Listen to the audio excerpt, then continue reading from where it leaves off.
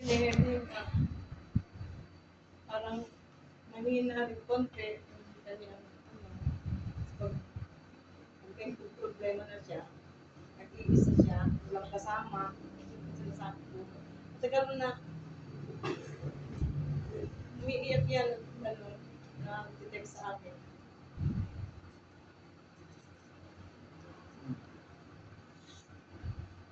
Yung last na text mo sa akin ay yung July 29. Sabi niya, ate, kung ano man ang nagawa ko sa inyo, nag-sorry po siya, humingi ng tawad. Kahit na, sinapatawad naman namin, kahit kapatid namin siya, pero humingi pa rin siya ng tawad dahil sa, ito niya din may sa una, na salamat ko ma, pero naiintindihan po namin yung kanyang sitwasyon.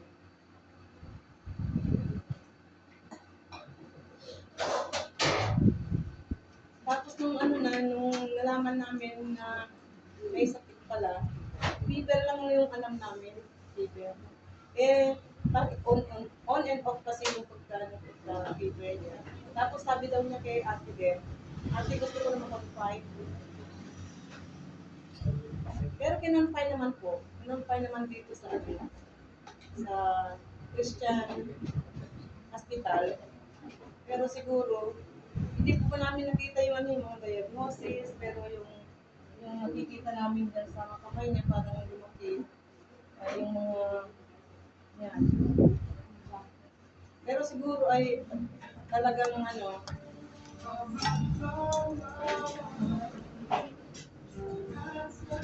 kaya ang nangyari, nung hindi kaya siguro ng Christian Hospital, pina-request na dadalhin mo sa Grupo Hospital.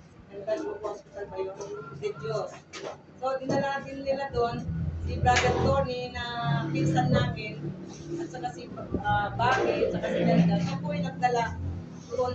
Kasi wala kaming ibang kakausapin, kundi si Meto, kapatid namin ay tinawagan si Elder Tony at saka si Bobby, nag-respond sila kaagad. Yung Sunday ba yun? Sunday agad. Sunday. So sila po yung tumulong na nag-ayos. Medyo natagalan na i-release nila doon dahil yung pagbibigay namin ng pera ay withdraw pa. Tapos alas 9 naman yung pag-open ng bangko. So hindi agad-agad na makuha yun. So yun. Nung nakuha ko yung pera, pinadala ko agad sa Palawan Express. Yun, ay sabi nila, Brother Tony, na na-release na yung kanyang body. At kinuha naman ng St. Peter. Ang St. Peter naman ay, ang St. Peter na gamit kay Pastor Andres, yung kanyang certificate, yung kanyang card, ito po yun. Kaya nagpapasalamat kami dahil meron agad na Kaya nag-usap kami, Manong, kung okay na sa yung St. Peter mo, gagamitin. Kasi yung sa akin meron din ako St. Peter. Kaya siya yung nag-volunteer na binigay yung St. Peter niya. E di yun ang binasal ko kay Brother Beth at sinad ni Brother Beth kay Tony. Para dito, St. Peter. Kaya meron po dito. Pero ang pinapasalamatan din namin yung tagapunta, kagawad. Kahit na akala nila wala akong St. Peter, naghanda na po sila doon ng frame para doon sa tolda, para sa yung mga upuan ng mga tao na pupunta, makikiramay. Pasalamat din kayo sa mga tao na yan, kasamahan, kapitbahay, sa all side, na handa silang tumulong. Pati yung mga dito, papasalamat kami lahat sa inyo, sa tulong nyo, sa pagpunta nyo rin dito. At ang importante po dyan, yung meron sana tayong katiyakan talaga sa buhay natin. Na kahit siya ay nauna siyang kinuha ng Panginoon, meron tayong katiyakan, o meron tayong pag-asa, yung buhay na walang hanggan.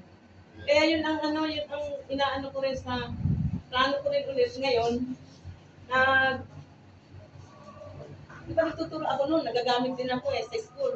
Turo din ako, sinasabi ko rin mga sa school, pero ngayon parang gusto ko ulit na magpagamit para ma-share ang salita ng Diyos sa mga tao.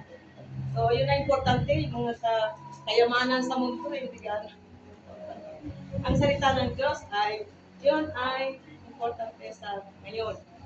Kasi marami ng marami ng mga signs, mga nangyayari sa mundo na. O yan ang mga signs na ang Panginoon ay malapit na darating. So, kailangan tayo ay redeeming the time. Lapit na tayo, paggamit na tayo, habang tayo malakas pa. Kasi hindi natin alam kung next time o bukas, hindi natin alam ang nangyayari. So, yun lang po. Salamat sa inyo lahat.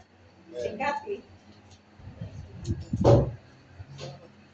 At meron pa ako sa din pala, yung doon sa bahay niya, andun yung kwarto ni Nay dati, yun ang nakaready na kwarto ni Kathy.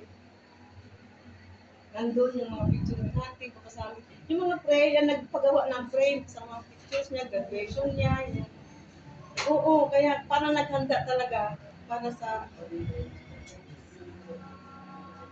so, ewan ko lang kung bakit parang alam niya na na siya, mauna na sa atin. So, yun lang po.